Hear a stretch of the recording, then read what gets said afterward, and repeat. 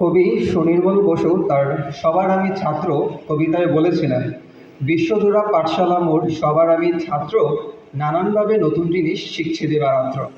কাজেই শেখার এই বয়সে একজন শিক্ষার্থী হিসাবে আমার আজকের বক্তব্যে কোনো ভুল হয়ে থাকলে আপনারা তা ক্ষমা সুন্দর দৃষ্টিতে দেখবেন, এই কামনা করছি। আউযু বিল্লাহি মিনাশ শাইতানির রাজিম। বিসমিল্লাহির রহমানির রহিম। আজ 25শে জুলাই 2026 শনিবার।